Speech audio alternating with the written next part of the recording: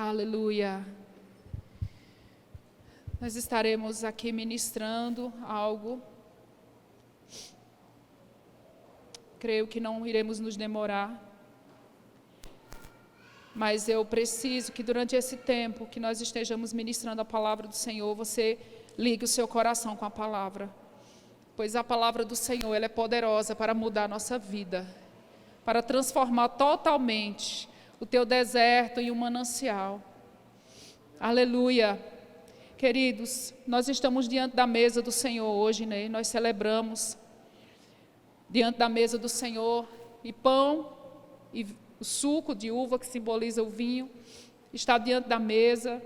E sabe, nós sempre gostamos de lembrar que nós não fazemos isso sem propósito, tá? Eu sei que você sabe disso, mas é importante a gente lembrar do que significa esse momento da gente celebrar a ceia do Senhor. Eu quero mostrar alguns versículos para você, mas antes eu queria pontuar algo aqui, que esse suco de uva que simboliza o sangue de Jesus, ele tem o poder de remover a culpa. Eu vou dizer de novo, porque parece uma informação que você já sabe, mas às vezes lá no fundo da nossa alma a gente não sabe, a gente precisa receber de uma forma mais profunda.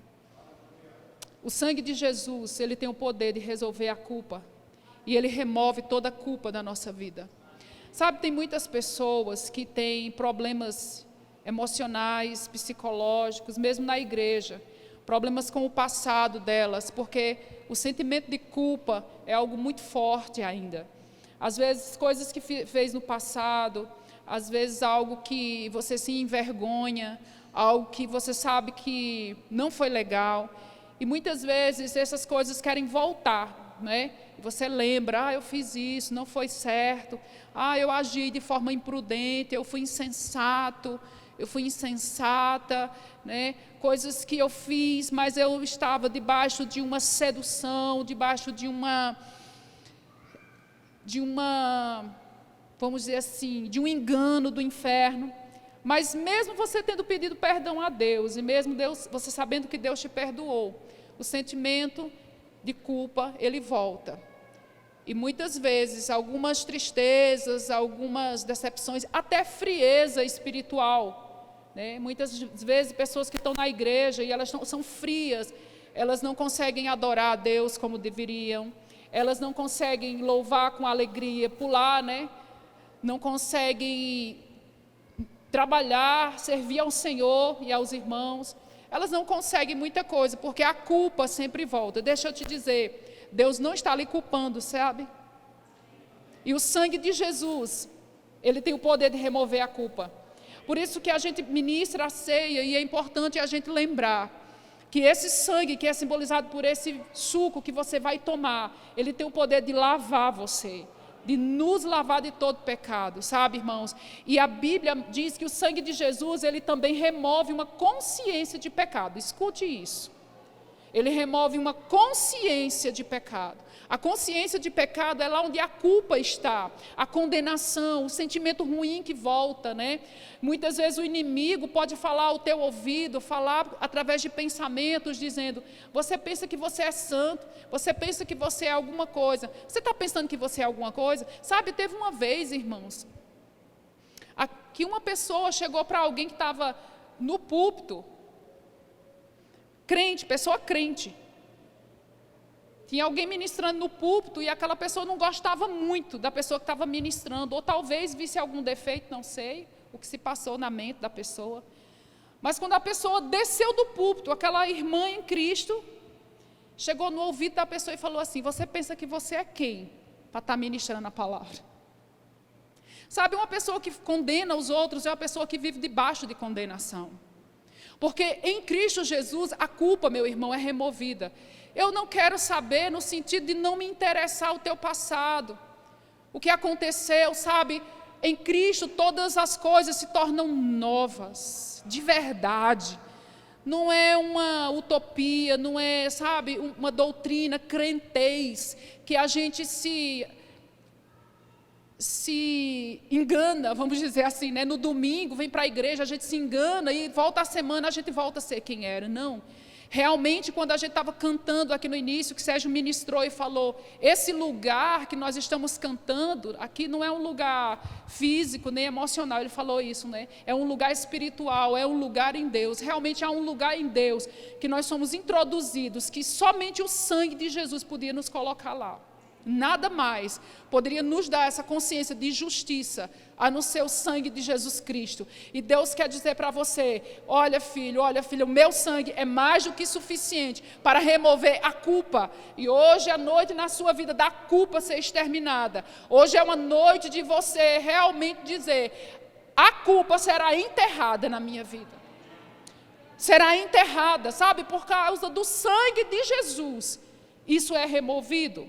A Bíblia diz, lá em Romanos 6,14, e eu vou ler aqui com vocês na projeção, pode ser na área mesmo, que eu não vou perder tempo aqui abrindo a minha Bíblia, mas diz assim, Romanos 6,14, eita, eu acho que não era esse não, é outro versículo que eu quero ler com vocês. Depois a gente lê esse, eu quero ler com vocês primeiro aos Coríntios, capítulo 1, diz, verso 30. Por favor. Mas vós, está falando com quem? Com a igreja, tá? Diga assim, está falando comigo. Isso mesmo, está falando com você. Mas vós sois dele, em Cristo Jesus, o qual se nos tornou, ou tornou-se para nós, da parte de Deus, primeira coisa, sabedoria, justiça, santificação e redenção. Na cruz do Calvário, Jesus se torna sabedoria, santificação, justificação e redenção. Para quê? Para que nós possamos ser todas essas coisas nele. Ele se tornou isso não para ele mesmo. Ele se tornou isso para você. Ele se tornou isso para mim. Então, a vontade de Deus é que quando você olhe para a sua vida e para o seu passado, você tenha a consciência. Jesus se tornou redenção para mim. Jesus me tornou redimido. Jesus me tornou santificado. Jesus me fez sábio. Sabe, Sérgio ministrou, tanto no primeiro culto da virada, como no culto passado, sobre a sabedoria de Deus. Que é um ano em que nós vamos crescer em sabedoria. E sabe, a Bíblia já diz que Jesus, ele se tornou a sabedoria de Deus. E você pode até pensar assim, mas ele não já era a sabedoria de Deus antes da encarnação? Sim, ele era. Mas quando ele encarna, ele se torna como um de nós, ele se torna homem. Mas a Bíblia nos mostra que na cruz ele se torna sabedoria de Deus. Justificação, santificação, redenção, não porque ele precisava disso, mas porque nós precisávamos de uma vida de consciência de justificação. Fala comigo assim, eu sou justificado. Sabe, essa palavra justificado, ela traz para nós o entendimento de que não há passado. A pessoa que foi justificada, ela é inculpável. Existe uma diferença entre o perdão e a justificação. Nós somos perdoados pelo Senhor.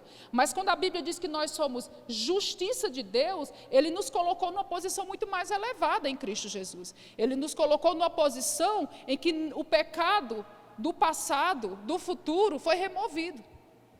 Agora nós temos em Cristo a posição que Jesus tinha. Qual era a posição que Jesus tinha? Jesus tinha a posição de justiça de Deus. Não havia culpa. E lá em 1 Coríntios, ou é 2 Coríntios, não me recordo, né? Depois Tisa põe aí, diz que aquele que não conheceu o pecado. E a gente sabe quem foi essa pessoa que não conheceu o pecado. Com certeza não fui eu nem você, né? Todos nós conhecemos muito bem, mas diz que aquele que não conheceu o pecado, 5,17, acho que é segunda, né? 5,17 diz, aquele que não conheceu o pecado, ele o fez. Quem é esse Deus? Quem é esse? É Deus. Está submetido quando diz, ele o fez pecado. Foi Deus que fez Jesus pecado naquela cruz. Mas o propósito foi para que nele, em Cristo, nós fôssemos feitos a justiça de Deus. E essa palavra, irmão, justiça de Deus, é realmente uma posição como se o pecado nunca tivesse existido. Aí você pode estar pensando aí, mas eu pequei, né? Posso ter pecado há 5 minutos atrás, posso ter pecado há 1 hora atrás, ontem. Mas é por isso que o Senhor deixou o mandamento da ceia. Por que a gente ceia? É para que a gente tenha uma liturgia religiosa? Não. A gente ceia porque é durante a ceia a oportunidade onde podemos reparar as quebras dessa aliança, os erros dessa aliança, aquilo que a gente faz, que a gente fere essa aliança de sangue, esse princípio maravilhoso de justificação. Sabe, essa é uma noite realmente, irmãos, e nós nos religarmos, de nós nos reconectarmos com o Senhor, e com relação às coisas que ficaram para trás, deixa para trás. A culpa não pode mais existir na sua vida. A gente precisa aprender a ter fé no sangue. O sangue de Jesus é algo poderoso e maravilhoso. O sangue de Jesus, ele tem autoridade na terra, ele tem autoridade no céu, ele tem autoridade debaixo da terra. Nós precisamos aprender a aplicar o sangue na nossa vida. Sabe, se existe uma área da sua vida em que você está sendo tentado ou você está caído em pecado, invoca o sangue de Jesus sobre essa área da sua vida, meu irmão. Há poder de redenção no sangue de Jesus, há poder de purificação no sangue de Jesus, há poder de libertação no sangue de Jesus. Quando você precisa, irmãos, clama o sangue de Jesus, porque há poder nesse sangue para te justificar, há poder nesse sangue para libertar a tua casa, há poder nesse sangue para libertar a tua mente, remover a tua mente de uma consciência de culpa. Em Cristo Jesus não existe mais culpa. Você é liberto da culpa, amém, queridos? Veja só, em Colossenses, Paulo escreveu, e aqui no capítulo 1, do versículo 20 ao versículo 22, vejam que verdades poderosas, diz assim: e que havendo feito a paz pelo sangue, deixa um pouquinho aqui, tá, Tisa? Deixa eu falar algo sobre isso, né, já de início. Havendo feito a paz pelo seu sangue. Tem muita gente, e quando eu falo de gente, eu falo de crente, porque fui uma pessoa também que eu tinha muito esse tipo de pensamento, que Deus estava com raiva de mim. De 10 pensamentos que eu pensava acerca de Deus, eu acho que de 7, eu achava que Deus tinha raiva de mim por algum motivo. Eu achava que Deus não gostava muito de mim, não. Eu achava que Deus gostava mais de algumas pessoas, mais de outras, mas comigo é meio que ele tinha uma trava. Sabia que eu já pensei esse tipo de coisa? Mas sabe como esse tipo de pensamento é removido? Pela verdade da palavra. Amém? A palavra de Deus, ela é a mente de Deus transmitida para nós. É o conhecimento da vontade e da verdade de Deus trazida a nós. Por isso, irmãos, que nós não podemos abrir mão da palavra. A gente não pode ter nenhuma outra coisa como base na nossa vida a não ser a palavra. Então a palavra diz que o povo de Deus, ele perece, porque falta o quê? O conhecimento da vontade de Deus. E muitos crentes, realmente, muitos cristãos, e eu também assim, antes de estudar um pouco mais a palavra, eu não sei tudo, com certeza tem muita coisa para aprender, mas algumas coisas a respeito das verdades, do que foi feito naquela cruz, naquele dia, 2000 anos atrás, já entrou na minha cabeça. E uma das coisas que entrou, meu amigo, é que em Cristo Jesus houve paz entre mim e Deus. Deus não está com raiva de você. Ah, mas eu não sou uma pessoa muito amável para Deus. Ah, mas eu sou uma pessoa que já deu umas desobedecidas. Então conserta. Hoje é dia de salvação. Hoje é dia de oportunidade. Amanhã você não sabe nem se está vivo. Você já parou para pensar que a gente não sabe o dia de amanhã? Tudo está na mão de Deus. O destino da nossa vida está na mão de Deus. A gente não tem controle de nada, a gente pensa que tem controle de alguma coisa na vida, mas até a nossa respiração, o dia de amanhã, ele tem o controle disso, ele que sabe o que vai acontecer. Então vale a pena confiar nele. E ele disse, não está com raiva de você, querido, ele não está com raiva de você, porque através do sangue foi feito, diga assim, paz. Então o sangue, eu gosto sempre de repetir essa frase, o sangue foi uma avenida que foi pavimentada, foi uma rua que foi pavimentada entre Deus e os homens. É certo que antes de Jesus, a ira de Deus estava sobre o pecado, isso é verdade. A gente viu no Velho Testamento que haviam vários juízos que aconteciam, exemplo, Sodoma, Gomorra, o período noético, né, naquela dispensação de Noé, houve juízo também. Então, antes de Jesus, havia um juízo sobre a terra por causa do pecado, da quantidade de pecado das pessoas. A Bíblia diz que a medida do pecado, ela tem um limite. Quando ela chega no limite, o juízo chega. Só que isso antes de Jesus. Só que em Cristo, o juízo de Deus, que podia ser derramado sobre nós, ele veio sobre o Filho dele. A Bíblia diz em Isaías que agradou a Deus enfermar o seu Filho. Na cruz foi injetado o juízo de Deus. O juízo que poderia vir sobre mim, sobre você, foi colocado sobre o Filho, a ponto de que o Pai se vira, se afasta dele. Esse era o juízo para nós. O qual é o juízo? A separação eterna de Deus. Estávamos separados e Jesus carregou esse juízo. Ele vai para a cruz, ele leva nosso pecado, o juízo que vinha sobre mim foi sobre ele, a maldição que estava sobre mim, que deveria estar sobre mim, vai para cima dele, a ira dos demônios vai para cima dele, o juízo do pecado vai para ele, a injustiça, a raiva, o rancor, a impiedade nossa vai para ele. Quando Deus injeta no Filho o que era nosso, Jesus abre e pavimenta uma avenida e dá acesso agora de nós para Deus, trazendo paz. O que era nosso, Ele leva, e o que era dele, Ele nos dá. E por isso você precisa, e eu preciso sempre lembrar, Deus não está com raiva. Muitas pessoas vão embora, muitas pessoas vão para o mundo e acham que não tem mais perdão. Sabe, tem crentes que pensam que cometeram o pecado, que não tem perdão. Uma vez eu era tão pessimista com relação ao meu relacionamento com Deus, irmãos, que uma vez eu pensei que eu tinha cometido pecado para a morte. Verdade. Eu sei, será que... Não é que eu tinha feito, mas eu pensei assim, será que eu já cometi o pecado para a morte? Porque eu estava lendo a Bíblia e eu vi lá que dizia assim, existem pecados que são perdoados, mas existem pecados que são para a morte, e esses não têm pecado. Eu, meu Jesus, pronto, será que eu já fiz? Fiquei catando, né? Lá atrás, será que eu já fiz alguma coisa dessa? Mas sabe, irmãos, uma pessoa, eu fui aprendendo com a palavra do Senhor, que quando uma pessoa ela comete o pecado para a morte, que é o pecado que não tem perdão, essa pessoa ela tem um coração irreconciliável.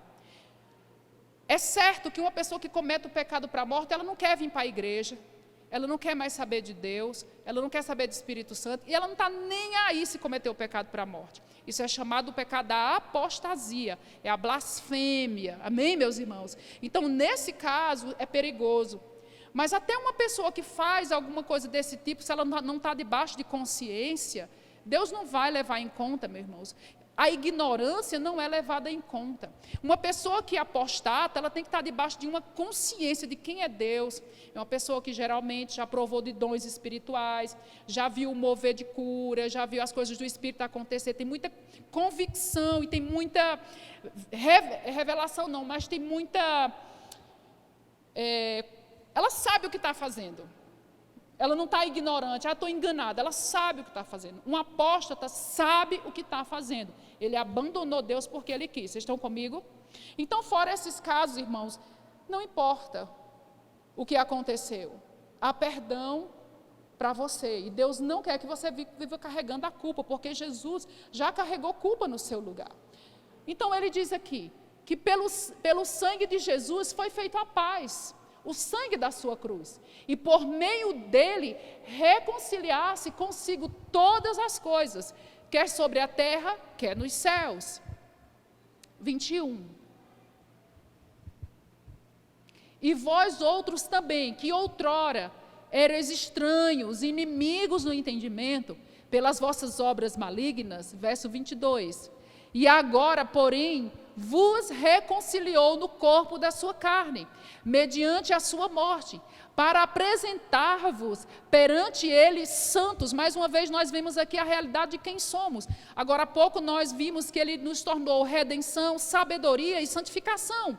Aqui ele diz que ele nos apresenta a Deus como santos, inculpáveis e irrepreensíveis. Olha a forma que Deus te vê. Olha a forma que Deus me vê. Mas, Fabiana, eu pequei, então pede perdão. Quando você pede perdão, quando você confessa o pecado, você volta à posição que você nunca deveria ter saído.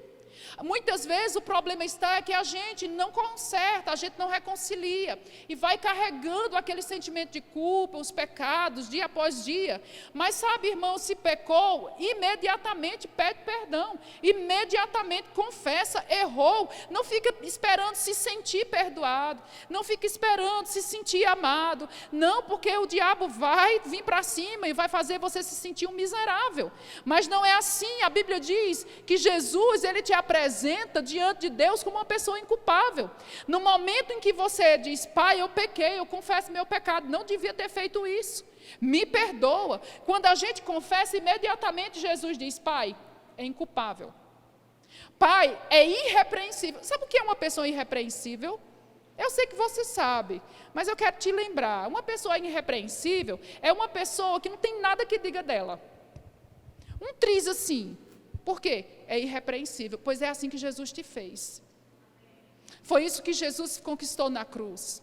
E eu sei que o inimigo, ele vai vir com o bocão dele mesmo falar para cima de você. E pode ser que ele use até pessoas também. Quem você pensa que é? Né? Quem você acha que você é? Está pensando que agora você é santo? Não, não estou pensando. A Bíblia diz que eu sou santo em Cristo Jesus.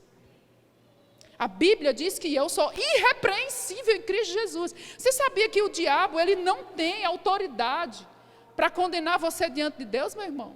Se você confessou seu pecado, o diabo não tem mais a força e a autoridade para te condenar. É isso que a Bíblia diz. Você crê nisso?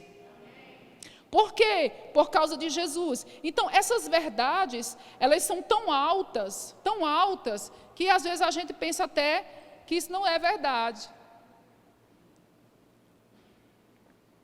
Nossa, esse é um nível altíssimo, eu não sou isso não. Você é o que a Bíblia diz que você é. É por isso, irmãos, que o povo de Deus tem perecido. É por isso que o inimigo tem ganhado vantagem, porque o povo não crê na palavra. Sabe que toda vitória consiste em você ter a palavra de Deus como verdade. Como é que se tem a palavra de Deus como verdade? É se comportar como quem aquilo é verdade. Alô? Às vezes a gente diz, né? E eu já passei por isso também. A gente diz, eu creio, não, a palavra de Deus é verdade. Mas quando ela fala algo que não chegou ao entendimento na nossa vida, a gente fala, não, mas não é bem assim não. É bem assim, irmãos. Toda ela é a verdade. E não é tão maravilhoso apenas saber. O maravilhoso é viver isso. É viver como quem tem a palavra de Deus verdade na nossa vida. Você em Cristo Jesus foi justificado. Porque você está carregando uma culpa que Deus não está lhe acusando. Porque você está carregando um jugo de condenação, onde Deus não está te acusando. E você pode pensar, mas será que Deus não está me acusando? Isso é maravilhoso demais. Pois é por isso que a gente ama Jesus, porque Ele é maravilhoso demais. Por isso que graça significa favor que não se merece. E a nossa dificuldade é porque a gente olha para nós. A gente olha para nós, para a gente mesmo, e a gente fala assim, eu não mereço nem nada disso. Realmente, nós não merecemos. A Bíblia diz que aprove a Deus nos dá dessa graça. Aprove a Deus e Ele nos amou de tal maneira que Ele escancarou as portas da graça, do perdão, dando o seu Filho na plenitude dos tempos. É por isso que nós amamos e nos apegamos a Jesus, por causa desse amor. Ele realmente provou o seu amor para conosco naquela cruz. Às vezes a gente não entende, como é que Deus me ama? Assim Ele ama, Ele provando o seu amor por nós, morrendo a nossa morte, pagando o nosso pecado. Ele foi ao inferno em nosso lugar. Deixa eu mostrar mais algumas coisas aqui para você, para que a sua fé seja fortalecida. A Bíblia diz que na cruz do Calvário, nós somos justificados, nós nos tornamos justiça de Deus. E lá em Romanos, no capítulo 3, a partir do verso 10, deixa eu mostrar algo para você.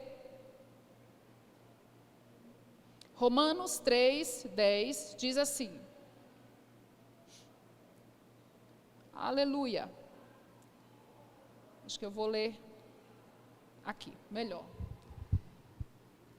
Então, antigamente, né, ainda falando um pouco sobre essas verdades, antigamente, eu lia só esse verso aqui, abri a Bíblia, né, que às vezes a gente abre a Bíblia, a gente lê só um versículo. Mas, irmãos, para a gente poder ter uma interpretação correta da Bíblia, irmãos, e isso é o que os teólogos falam, né?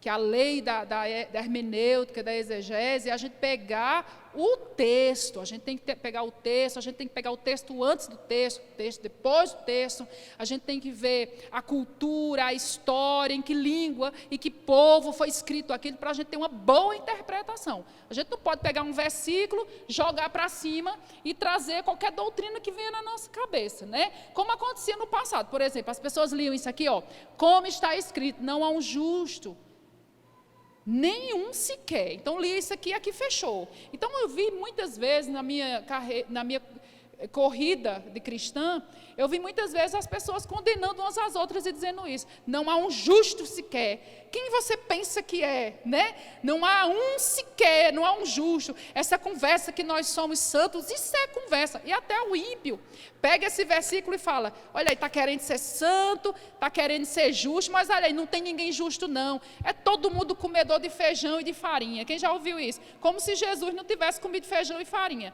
Acredito que se lá na Palestina tivesse feijão, com certeza, e farinha, eles gostavam de uma farinha com azeite em cima, gostava. Eu acho que tinha feijão, meu filho, você que é meu historiador, não sabe, né? Mas eu tenho certeza, Jesus comia farinha com azeite, é uma delícia, qualquer óleo com farinha é bom, e Jesus gostava. Ele comia farinha também, irmão.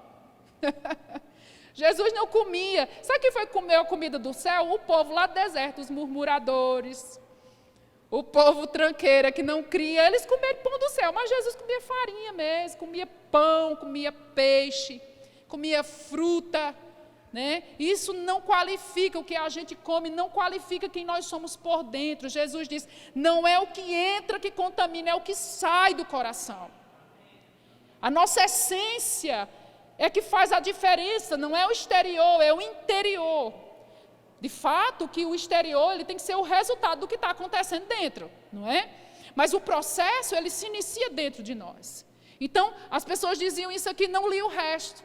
Mas o restante diz, versículo 11, não há quem entenda, não há quem busque a Deus. Aqui é a realidade do homem sem Deus, aqui é a realidade do homem sem Cristo, aqui é a realidade do homem sem a justificação. É essa mesmo. Todos se extraviaram, a uma se fizeram inúteis, não há quem faça o bem, não há nenhum sequer. Vamos lá. A garganta deles é sepulcro aberto, com a língua urdem engano, veneno de víbora está nos seus lábios. Pode ir. A boca eles têm cheia de maldição e de amargura. Isso é uma pessoa sem Deus, irmão. A gente não pode usar esses versículos para alguém que é nascido de novo, nem para você, nem para a sua família que é nascido de novo, nem para um crente em Cristo, irmão. Isso é pessoa do mundo. São seus pés velozes para derramar sangue, misericórdia. Nos seus caminhos há destruição e miséria. Pode ir passando. Desconhecem o caminho da paz. Isso é a realidade de quem não tem o caminho de Jesus. Eles desconhecem o caminho da paz com Deus. Pode passar. Não há temor de Deus diante dos seus olhos. Ora, sabemos que tudo que a lei diz aos que vivem na lei, o diz para que se cale toda a boca e todo mundo seja culpável perante Deus. Então a lei, por que Paulo começa a falar do pecado do ímpio e ele pula para a lei? Porque a lei, ela não veio para justificar. Quando ele deu a lei a Israel, ele não deu a lei para que eles fossem justificados por ela. Ele deu a lei para revelar o pecado. A lei veio com esse propósito, para avultar. O que é que significa avultar? Para mostrar, para deixar o pecado do homem exposto. A lei ela veio com esse propósito, para que todos ficassem culpáveis perante Deus. Ou seja, todos necessitariam de salvação, inclusive o judeu. Visto que ninguém será justificado diante dele por obras da lei, em razão de que pela lei vem o pleno conhecimento do pecado. Pode ir. Mas agora, diga agora, o que é que acontece? Sem lei se manifestou a justiça de Deus testemunhada pela lei e pelos profetas.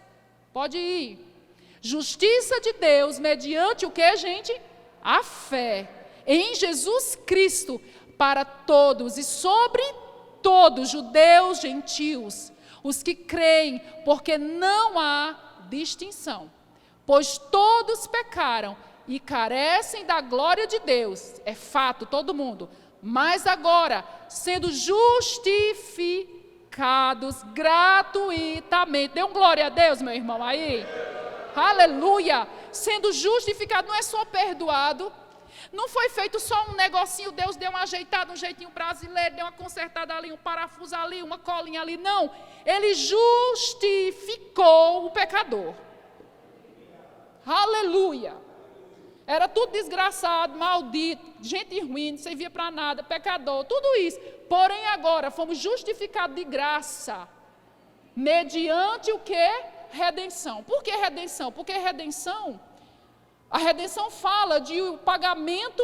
de uma conta mediante, redenção fala sobre o pagamento de um preço, para poder haver uma libertação. Então não foi um negócio de graça, tá? Não foi um negocinho fácil, tipo assim, Deus quis nos libertar, Deus quis nos justificar, então Ele foi lá e falou, cala a boca, Satanás, agora eu vou justificar todo mundo. Deus é um Deus que age na legalidade. Por isso que todo tipo de ilegalidade, de jeitinho brasileiro, é pecado. Até Deus, Ele se submete a princípios, gente. Ele, como Deus, Ele podia ter dito assim, sabe de uma coisa? Se eu fosse Deus, como eu sou muito prática, gosto de resolver as coisas resolvendo, eu dizia assim, sabe de uma coisa? Satanás, destrói Satanás, destrói os demônios, justifica o povo, leva todo mundo para o céu, pronto.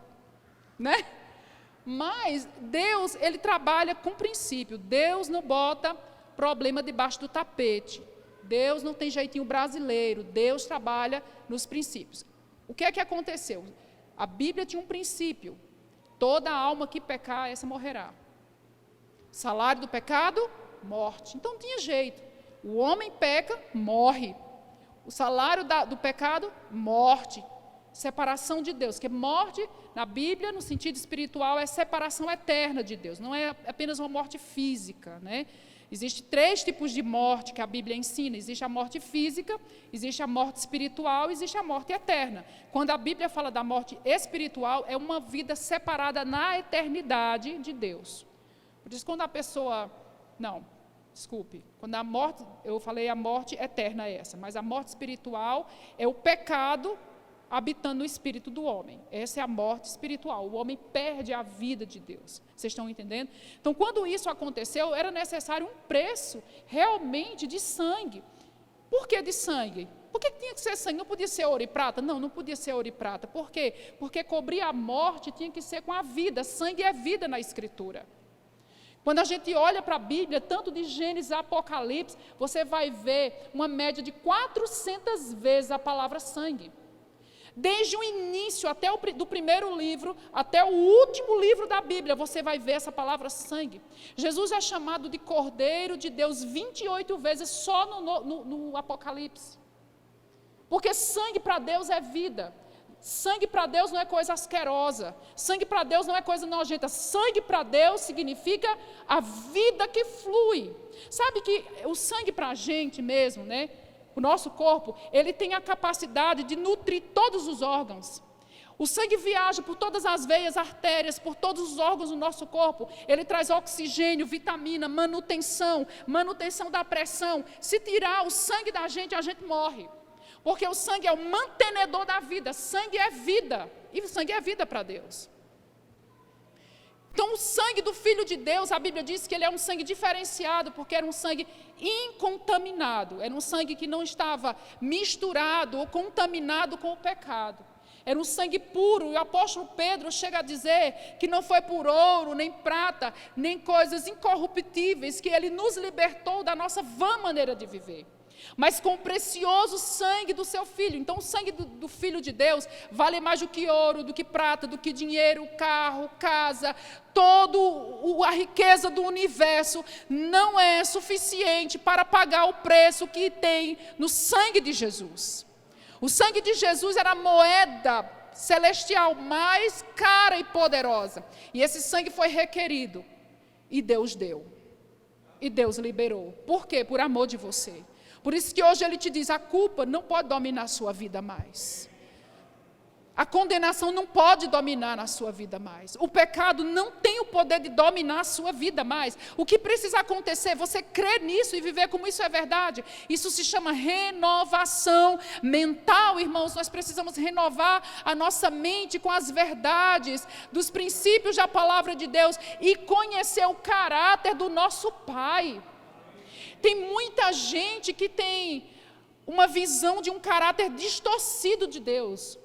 O Deus que mata, o Deus que fere, o Deus que fica com raiva, o Deus que tem um machado na mão, o Deus que tem um martelo, o Deus irado, o Deus julgador, o Deus que joga no inferno, o Deus impiedoso. Mas as Escrituras, elas vão nos mostrar o caráter de Deus, pela interpretação correta, pela luz do Novo Testamento.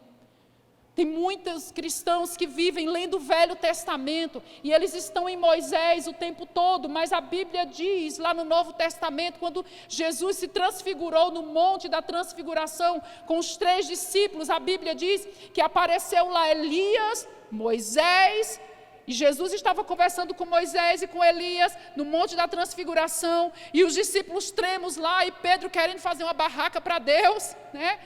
E uma voz do céu disse, esse é o meu filho amado, a ele ouvi. O que isso quer dizer numa revelação bíblica? Moisés ali estava simbolizando a lei, que os judeus tanto respeitavam, tanto seguiam. Elias representava a época dos profetas, que o povo também de Israel respeitava e seguia, e nós também respeitamos. Porém, agora ele envia o seu filho, o Cristo, ele diz, agora é o meu filho. Não é mais Moisés, Moisés passou, não é mais os profetas, mas é Cristo, a ele ouvi, igreja. Tem crente que vive em Moisés, mas Deus está te dizendo, é Cristo. A Bíblia diz em Hebreus que ele é a expressão exata do Pai. Então tem muita gente olhando para Moisés e não conhece o caráter de Deus. Mas Jesus é a expressa imagem de Deus. Jesus é a personificação do Deus invisível, irmãos. Aleluia! Então a gente olha para Jesus e a gente começa a descobrir o caráter de Deus. Jesus nunca condenou ninguém, nunca colocou culpa em ninguém. Pelo contrário, até aqueles que o transpassaram foram perdoados. No momento de sua crucificação, houve a libertação de um marginal, que foi Barrabás. O povo escolheu Barrabás ao invés de Jesus. Em todo o tempo, Jesus carregou a culpa do pecador. Em todo o tempo, Jesus está liberando pessoas do pecado. Por isso que a Bíblia chama essa época a época da graça de Deus. É a dispensação da graciosa paz, bênção de Deus. É uma dispensação onde Deus está distribuindo da sua graça, do seu amor, do seu perdão. Mas sabe, irmãos, o nosso Deus também mostra que haverá um tempo que a porta da graça vai ser fechada. Mas sabe, faz 2000 anos que a porta da graça está aberta para quem quiser entrar, entra do jeito que está, venha como quiser. Está todo rasgado, está todo arrebentado, está todo lascado, não tem problema não. A porta da graça é o acesso à vida, a pastos verdejantes e a uma mudança radical. Irmãos, isso é pela fé. E eu sei que você já passou por essa porta. A Bíblia diz que Ele é o caminho, Ele é a porta, Ele é o caminho, Ele é a verdade, Ele é a vida. Quem entra por Ele entrará, sairá e achará pastagem. Aleluia. Nós entramos por essa porta, mas há um caminho a seguir. Há uma vida abundante em Deus a construir, a receber dEle. E Deus quer que você entenda que Ele ama você. Se você parou de orar, parou de falar com Deus, parou de fazer seu devocional, acha que Deus está com raiva de você, não está nem um pouquinho. Deus não vai me abençoar mais, as coisas não vão fluir mais, Deus não me ouve. Ele ouve. Ele ouve. Ele não está com raiva de você. Onde é que eu parei aqui? Eu parei aonde? Deixa eu ler mais um versículo. Me ajuda aí, Tisa. Aleluia, você crê nisso? Eu creio nisso, irmãos, eu creio nisso, nós vivemos pela fé nessas verdades de Deus. Eu acho que eu li Romanos 3:24, foi isso? Isso, né? Deixa eu ver aqui o que eu vou ler mais. Peraí, só um pouquinho, eu quero ler mais um versículo com vocês. Pedro eu não li, mas eu citei, eu não vou precisar abrir, se você quiser abrir em casa. Vamos abrir em Romanos, no capítulo 6, verso 11. Para a gente cear, Hebreus 6, 11, diz assim. Ok. Assim também, bota o 10, por favor, Tisa, por favor, filha. Pois quanto a ter morrido, de uma vez para sempre morreu, para o pecado, mas quanto a viver, vive para Deus. Assim também, vós, considerai-vos mortos para o pecado, mas vivos para Deus em Cristo Jesus. Deixa eu ver o que fala no 12. Não reine, portanto, o pecado em vosso corpo mortal, de maneira que obedeçais às suas paixões. Pode ir para o 13. Nem ofereçais cada um os seus membros, os membros do seu corpo ao pecado como um instrumento de iniquidade, mas oferecei-vos a Deus como ressurretos dentre os mortos, e os vossos membros a Deus como instrumentos de justiça. Mais um, por favor. Porque o pecado não terá domínio. Vocês estão lendo isso comigo, gente? Sobre vós, pois não estáis debaixo da lei, e sim debaixo da graça. Então, essa graça de Deus, ela é o poder capacitador de Deus para o pecado não dominar mais sua vida. Amém? Se tem áreas da sua vida, irmãos, que está prendendo a sua vida, hoje faz um compromisso com Deus, faz uma aliança com Deus de verdade. Pai, eu não quero mais viver assim, eu vou viver em Tua presença. Eu vou viver de uma forma diferente, sabe? Que essa oração vai ter um poder transformador quando você faz ela de todo o coração. Amém? Deus não quer que você esteja preso a nada. Jesus não te salvou, meu irmão e minha irmã, para você ficar preso a nada. Nós somos livres, em Cristo Jesus nós somos livres de tudo, não somente da condenação do inferno. Nós não temos apenas um passaporte para ir para o céu. Antigamente a gente pensava isso, que a salvação era como se fosse um passaporte, né, uma passagem, um ticket, que a gente comprava apenas para ir para o céu. E um dia, quando a gente chegasse lá, nossa vida seria diferente. Não, a eternidade já começou em nosso coração.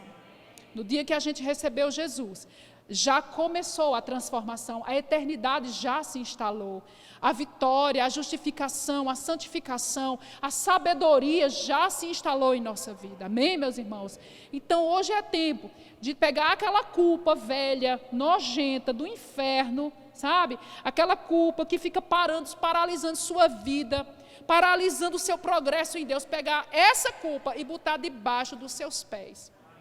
E enterrar. Porque Deus não te chamou para ver culpado. Ele não está te culpando, não está com raiva de você. Mas Ele está dizendo, filho, hoje é tempo de avanço.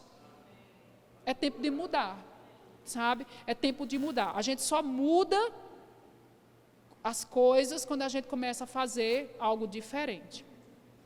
Realmente, aquele ditado que diz no mundo, né? Se você quer algo diferente, faça algo diferente. Se você quer algo diferente, fazendo as mesmas coisas, nada vai mudar. Não é assim? Somos nós, os agentes de transformação na nossa vida. Pelo poder de Deus, pela graça de Deus, pelo favor de Deus, pela ajuda de Deus. Eu sei, meus irmãos, eu sei que sem a ajuda do Espírito Santo, sem a graça de Deus, a gente não tem poder de vencer o pecado. Mas com Deus na nossa vida, com a graça de Deus, a gente já sabe que o pecado não domina mais. Declare comigo assim, o pecado não tem domínio sobre a minha vida. Porque em Cristo Jesus, eu fui livre da lei, do pecado e da morte. O que habita em mim hoje é a lei do Espírito de vida, que me liberta do pecado e da morte. Amém? Então, essa palavra que o Senhor trouxe ao nosso coração, Participe dessa mesa, não deixe de participar e lembre, o sangue tem poder. Poder de limpar o passado, poder de limpar o presente e poder de justificar a minha vida e transformar a nossa história. Amém, meus irmãos? Há poder no sangue de Jesus. Vamos celebrar esse sangue em nome dele.